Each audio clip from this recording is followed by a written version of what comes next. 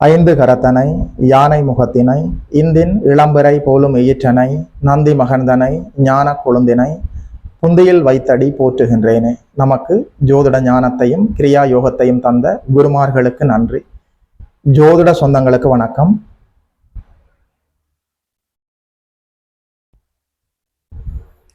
இன்றைக்கு இந்த பதிவில் 2025ஆம் ஆண்டு ஆடி மாதம் விருச்சிக ராசிக்கு என்ன பலன்கள் சொல்லி பார்க்கலாம். ஆடி மாதம் என்று சொல்கிற போது ஜூலை 17ஆம் தேதியிலிருந்து ஆகஸ்ட் 16ஆம் தேதி வரைக்கும் தமிழுக்கு ஆடி மாதம். 2025ஆம் ஆண்டு ஆடி மாதம் விருச்சிக ராசிக்கு என்ன பலன்கள் சொல்லி பார்க்கலாம். 7ஆம் இடத்தில் அமர்ந்திருக்கிற சுக்கிரன் மாதத்தினுடைய முற்பகுதியில 15 நாட்கள் நேரடியாக தனி சுக்கிரனின் பார்வையில் ராசி இருக்கிறது. 8ஆம் இடத்துல குரு அமர்ந்திருக்கிறார். 9ஆம் இடத்துல சூரியனும் புதனும் அமர்ந்திருக்கிறார்கள். 10ஆம் இடத்துல ராசிநாதன் திக்பலமாக நீச்ச நிலையிலிருந்து விடுபட்டு அமர்ந்திருக்கிறார். கேதுவோடு சேர்ந்து சூட்சும வலுவோடு அமர்ந்திருக்கிறார். மாதத்தினுடைய கடைசி பகுதியில லாபஸ்தானத்தில் வந்து அமர்ந்து விடுவார்.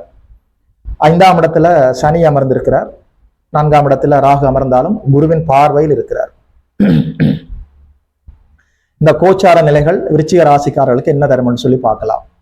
7ஆம் இடத்துல தனி சுக்கிரன் அமர்ந்திருக்கிற போது உண்மையில சொல்றேன், உங்களுடைய வாழ்க்கை துணை, உங்களுடைய அன்புக்குரியவர்கள், நீங்க ரிலேஷன்ஷிப்பில் இருந்தால் நல்லபடியாக உங்கள் அன்புக்குரியவர்களோடு நல்ல அந்யோன்யம் பிறக்கும், நல்ல ஒற்றுமை ஏற்படும். அதாவது 7ஆம் இடம் தனி சுக்கிரனின் இருப்பால் நல்ல சுபத்துவமாக வலுவடைந்திருக்கிற போது கணவன் மனைவி வாழ்க்கை துணை உங்கள் அன்புக்குரியவர்களோடு நல்ல ஒற்றுமையும் அன்பும் புரிதலும் பரஸ்பரம் ஒற்றுமை அன்பு விட்டு கொடுத்து போவது உங்களுக்குள்ள ஒரு கெமிஸ்ட்ரி ஒர்க் அவுட் ஆகும். அன்பாகவும் அழகாகவும் நிம்மதியாகவும் இருக்கும் அந்த உறவு.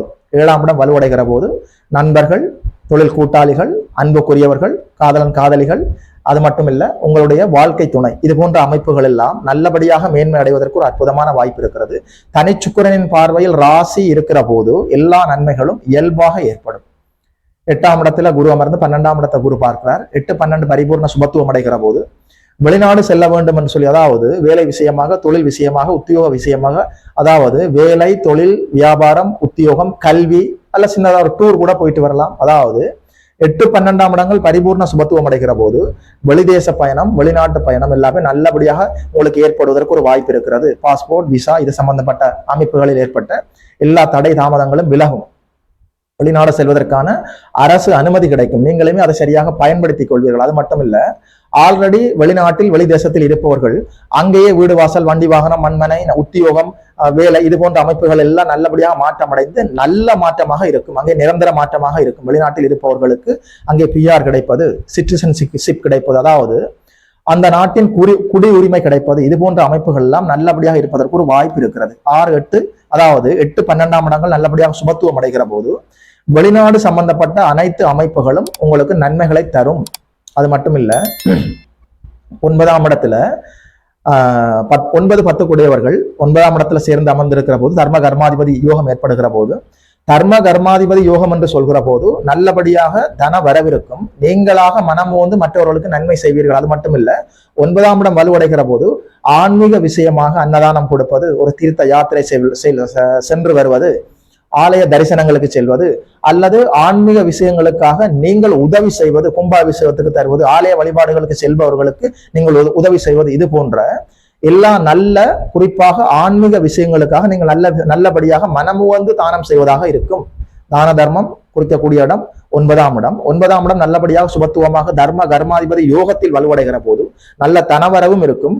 நீங்கள் மனமு வந்து நல்லபடியாக தர்மம் செய்வதாகவும் இருக்கும். அற்புதமாக இருக்கிறது. அது மட்டும் இல்ல, மாதத்தினுடைய பிற்பகுதியில லாபஸ்தானத்துல வந்து ராசிநாதன் அமர்ந்து விடுவார். என்ன இருந்தாலும் இந்த ஆடி மாதம் விருச்சிக ராசிக்காரர்களுக்கு அப்படி ஒன்றும் கெடு பலன்களாக இல்லை, நிச்சயமாக நல்ல பலன்களாக இருக்கிறது. ராகுவுமே குருவின் பார்வையில் இருக்கிறார். சுகஸ்தானம் கெட்டு போகாது. அதாவது ராகு அமர்ந்த வீடு நிச்சயமாக கெட்டு போகும் என்பது விதி. ஆனால் இங்கே குருவின் பார்வையில் இருப்பதால் ராகு வாளை நல்லபடியாக சுருட்டி கொண்டு அப்படியே அமர்ந்திருப்பார். ஒரு தீங்கும் செய்ய முடியாது. அது மட்டும் இல்ல, 5ஆம் இடத்துல சனி அமர்ந்திருக்கிறார். இந்த ஒரு விஷயத்துல நிச்சயமாக விருச்சிக ராசிக்காரர்கள் ஆடி மாதம் சற்று உஷாராக இருக்க வேண்டும். 5ஆம் இடம் என்று சொல்கிற போது உங்களுடைய குழந்தைகளை குறிக்கும். குழந்தைகள் விஷயத்துல பூத கண்ணாடி ஆராய்ச்சி வேண்டாம். அதாவது அவர்களை சற்று சுதந்திரமாக செயல்பட விட வேண்டும். அதே நேரத்துல 5ஆம் இடத்தில் சனி அமர்கிற போது அவர்களுடைய கல்வி, குழந்தைகளின் கல்வி, அவர்களுடைய உடல் ஆரோக்கியம், அவர்களின் வெளிவட்டார பழக்க வழக்கங்கள், அவர்களுடைய நடவடிக்கை, இது எல்லாமே சற்று உங்களுடைய கண்காணிப்பில் இருப்பது நல்லது. 5ஆம் இடம் நிச்சயமாக சனியின் கட்டுப்பாட்டில் இருக்கிற போது குழந்தைகள் சம்பந்தப்பட்ட கவலைகள் இருக்கும். ஆனாலும் மாதத்தினுடைய கடைசி பகுதியில அவர்களை பற்றி நாம் தேவையில்லாமல் ஏதோ நினைத்து விட்டோம், குழந்தைகளை பற்றி நாம் வருத்தப்பட்டது ஒன்றும் தேவையில்லை, தேவையற்ற வேலை என்பதை புரிந்து கொள்வீர்கள். 5ஆம் இடம் சனியின் இருப்பால் சற்று மங்களத்தன்மை குறைந்திருப்பதால நிச்சயமாக குழந்தைகள் விஷயத்தில் நீங்கள் சற்று எச்சரிக்கையோடு இருக்க வேண்டும். அவர்களுடைய கல்வி, அவர்களுடைய உடல் ஆரோக்கியம், அவர்களுடைய இருப்பு, இது விஷயங்கள்ல நீங்கள் சற்று அக்கறை கொள்ள தேவை இருக்கும். குழந்தைகளுக்கும் உங்களுக்கும் இடையில கருத்து முரண்பாடு எதுவும் வராதது போல் பார்த்து கொள்ளுங்கள். என்ன இருந்தாலும் ராசிநாதன் நீச்ச நிலையிலிருந்து விடுபட்டு 10ஆம் இடத்தில் கேதுவோடு சேர்ந்து திக்பலமாக அமர்ந்திருக்கிறார். மாதத்தினுடைய கடைசி பகுதியில லாபஸ்தானத்தில் வந்து அமர்ந்து விடுவார். ராசி நல்லபடியாக தனிச்சுக்கிரனின் பார்வையில் இருக்கிறது. கை நிறைய நல்ல வருமானம் இருக்கும், நல்ல தான தர்மம் செய்வீர்கள். 12ஆம் இடம் குருவின் பார்வையில் இருக்கிற போது அக்கடா என்று சொல்லி நிம்மதியாக தூங்கலாம். அடிக்கடி பயணங்கள் இருக்கும். 9ஆம் இடமும் வலுத்து தர்ம கர்மாதிபதி யோகமும் ஏற்பட்டு 12ஆம் இடம் வலுத்து இருக்கிற போது நிச்சயமாக பயணங்கள் இருக்கும். அந்த பயணங்கள் பெரும்பாலும் ஆன்மீக பயணங்களாக இருக்கும். ஆலய தரிசனங்களுக்கு செல்வது, தீர்த்த யாத்திரை செல்வது, அதாவது நீங்கள் வேறு ஏதோ விஷயமாக செல்கிற போது அங்கே ஆலயங்களை வழிபட்டு வருவதாக இருக்கும். எப்படியும் இறைவனோடு, இறைநிலையோடு, குலதெய்வத்தோடு, இஷ்ட தெய்வங்களோடு ஆலய தரிசனங்கள் நிச்சயமாக, குலதெய்வ வழிபாடுகள் நிறைய இருக்கிற மாதமாக ஆடி மாதம் விருச்சிக ராசிக்காரர்களுக்கு இருக்கும். அப்படி ஒன்றும் கைமறி போகாமல் மன நிம்மதி இருக்கும், குடும்பத்தில் ஒற்றுமை இருக்கும், வருமானம் இருக்கும், வெளிநாடு சென்று படிக்க முடியும், வேலை தொழில், உத்தியோக வியாபாரம், விவசாயம் இது போன்ற அமைப்புகளால் நல்ல முன்னேற்றம் இருக்கும். அரசு வழி லாபம் கிடைக்கும். அரசியலில் இருப்பவர்களுக்கு நல்ல முன்னேற்றம் ஏற்படும். அது மட்டும் இல்ல, குடும்ப பெண்களுக்கு நிம்மதி இருக்கும், ஆண்களுக்கு நல்ல தன வரவு இருக்கும். நிம்மதி, ஒற்றுமை, அன்பு, அந்யோன்யம் எல்லாமே அற்புதமாக இருக்கிறது.